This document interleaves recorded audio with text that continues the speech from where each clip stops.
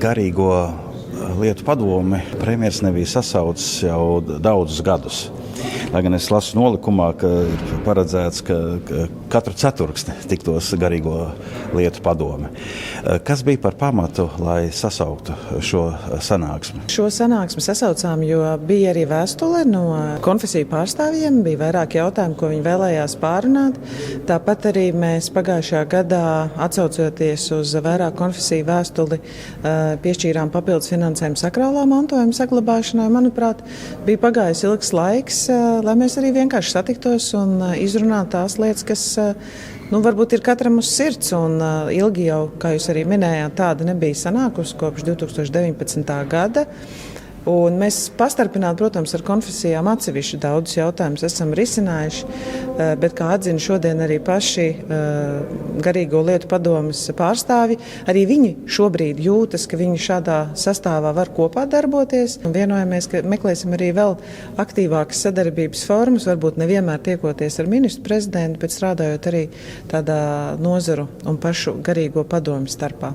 Jo tā ir iespēja arī pašiem konfesiju vadītājiem satikties. Jā, tā es saprotu, ka arī viņiem šī ir diezgan unikāla iespēja pašiem satikties kopā. Mums jau varbūt reizēm šķiet, ka mēs viņus satiekam dievkalpojumos, kur viņi visi ir, un tad šķiet, ka viņi regulāri tiekās, bet kā izrādās šodien uzzināja, ka nemaz tik bieži viņi arī savā starpā nesanāk kopā, un tad viņi šo platformu izmantot arī tādai savai, tādai diskusiju formātam, un manuprāt, tā ir laba ideja.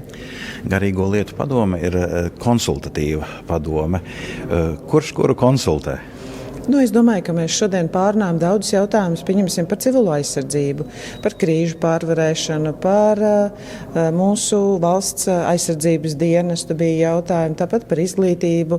Un te varbūt tāda savstarpēja diskusija bija vajadzīga, arī informācijas apmaiņa, jo es domāju, ka bija jautājumi, kurus konfesijas nezināja, ko pieņemsim dara izglītības ministrija, ko viņi ir atrisinājuši arī jautājumos par privātajām skolām. Tā kā es domāju, bija vajadzīga arī tāda varbūt ne pat konsultēšana, bet vienam otram dalīties ar informāciju, kas mums šobrīd ir tās aktuālās lietas, ko mēs esam atrisinājuši kopīgi un kas varbūt būtu vēl jāpārunā. Kas šajā sanāksmē piedalījās no ministru kabineta vai no kādām valdības institūcijām?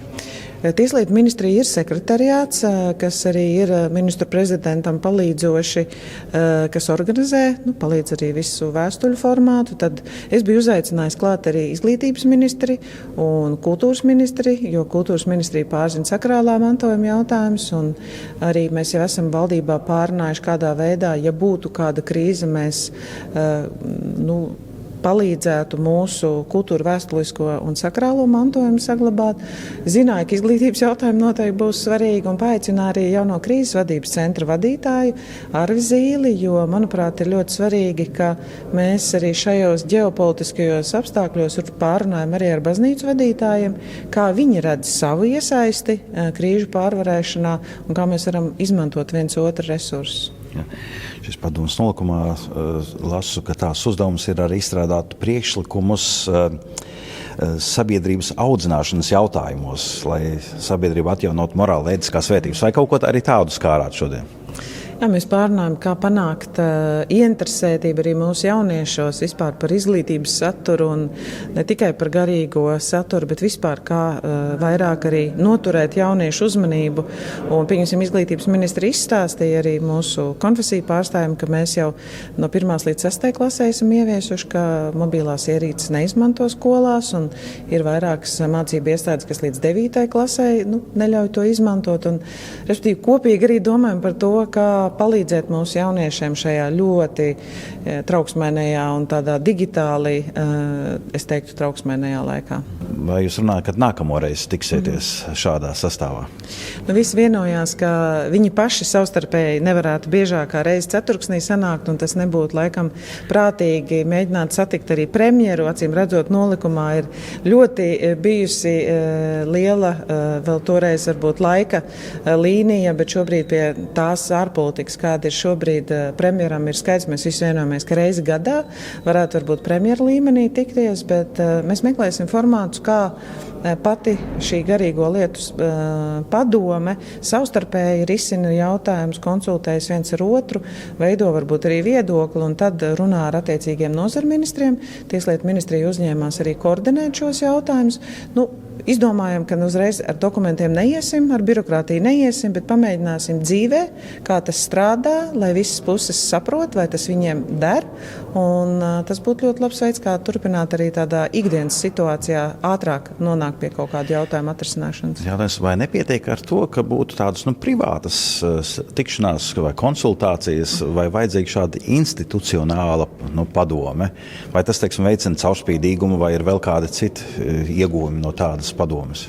Nav jau noslēpums. Es esmu tikusies vairāk kārt gan ar Stankeviču kungu. Mēs bijām Vatikānā kopā, un tāpat arī Aglonā vienmēr tiekamies kopā, un tāpat arī ar metropolītu biju tikusies. Ar Rinaldu Grantu skaidrs, ka mums jau notiek arī tādas neformālas satikšanās.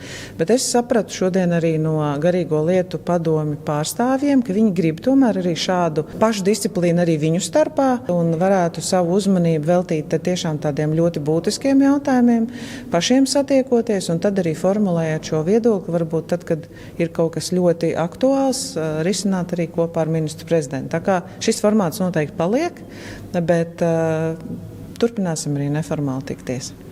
Paldies!